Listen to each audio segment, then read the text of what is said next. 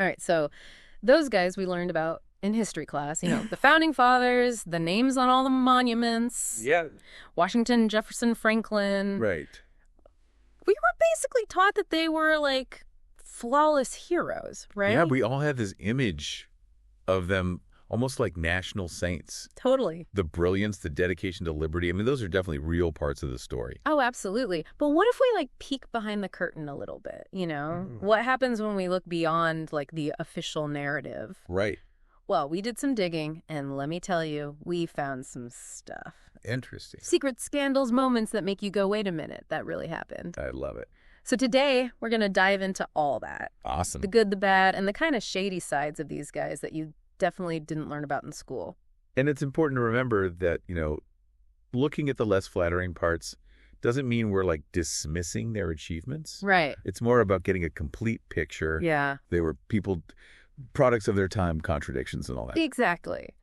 So let's kick things off with the big guy, George Washington. Okay. Father of our country. And I bet most people, if you say George Washington, they picture him with those wooden teeth. Oh, yeah. That's the image that sticks. Right, those clunky wooden dentures. It's so vivid.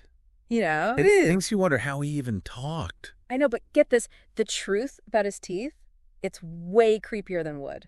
Oh, really? Way more unsettling. Okay, I'm intrigued. Lay it on me. So it wasn't wood at all. It was, How was it? human teeth. Whoa. Yeah. Human teeth. Yeah, like real human teeth. That's a bit much. I know, right? But it gets even worse because some of those teeth, No, don't tell me. they came from people he enslaved. You're kidding? I wish I was. So the guy who's the symbol of freedom is walking around with teeth from people he owned. It's messed up, right? It's more than messed up. It's like, It makes you question everything. it really does. How can the face of liberty literally be benefiting from this horrific system? It's a serious contradiction. It highlights the brutality of slavery in such a stark way. Yeah, it's not just some abstract idea. It's like woven into the very fabric of their life. Right down to their teeth. Okay, so let's move on to another founding father with some serious contradictions. Okay, who are we talking about?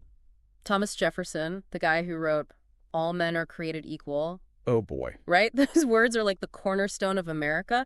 But here's the thing. Yeah. He owned hundreds of slaves. Look, that hypocrisy is just Well, mind-blowing. how do you square that circle, It's a tough one, for sure. I mean, Jefferson, like a lot of people back then, was caught up in this system where slavery was just normal. Yeah. But to write those words and then And then live that way, it's it's... tough to reconcile. And he never really did anything to change it either. Yeah, he kept most of his slaves even after he died. It's a stain on his legacy, for sure. And then there's the whole Sally Hemings situation. All right, the enslaved woman at Monticello.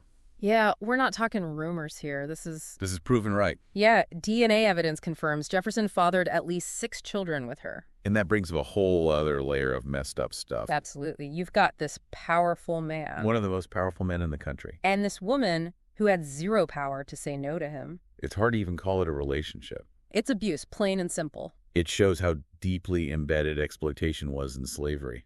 Yeah, so on the one hand, you have Jefferson, the champion of equality. And on the other hand, You have Jefferson, the slave owner, the abuser. it's messy.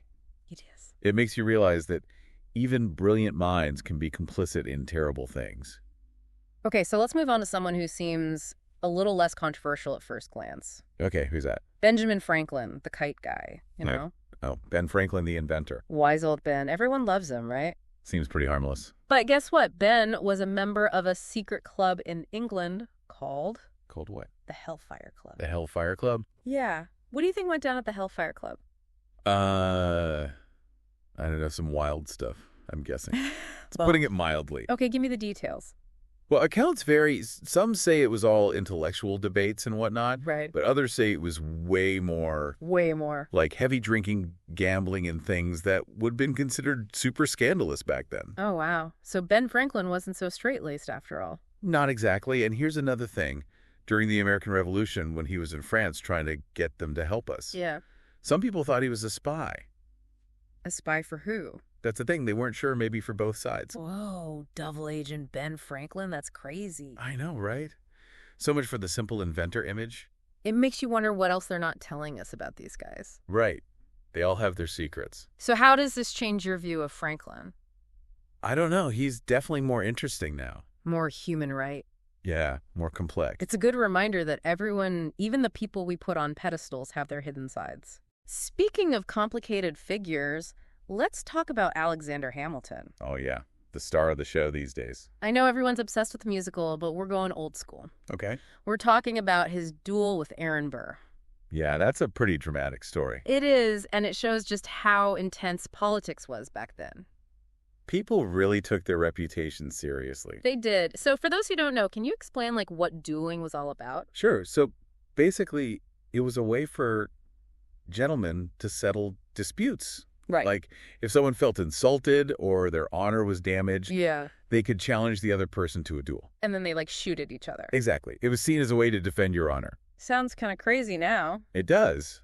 But back then, honor was everything, especially for politicians. So in this case, Burr challenged Hamilton. And things didn't end well. Nope, Hamilton got shot and died the next day. A tragic ending for sure.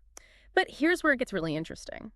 There's this theory that Hamilton actually planned to miss Burr on purpose. Really? So he wasn't even trying to kill him? Maybe not. Some historians think he was against dueling in principle and just wanted to get it over with. But he still got killed. Yeah, it's a real what-if moment in history. It makes you wonder if Hamilton's personality played a role, you know? Yeah, he was brilliant, but also kind of arrogant and stubborn. Maybe that contributed to the whole thing. It's possible. It's a reminder that even the smartest people can make fatal mistakes.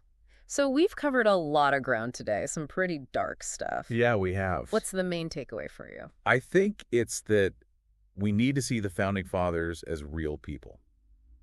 Not just these perfect heroes. Exactly. They were flawed. They made mistakes. Some of them did terrible things. But they also helped create this country. It's a complicated legacy. It is, and it's important to acknowledge all of it. The good and the bad. Exactly. Yeah. So for everyone listening, I want you to think about this. Yeah. How does knowing all this stuff, the teeth, the slavery, the secret clubs, the duel, how does it change how you see the Founding Fathers and how you see the founding of the U.S.? It definitely makes it more interesting. It does, and it makes you think. It reminds us that history is never simple. Right. It's full of contradictions and surprises. And that's what makes it so fascinating. So keep questioning, keep digging, keep exploring, and don't be afraid to look at the dark side every now and then. The more we understand the past, the better we can understand the present. And hopefully create a better future. Well said.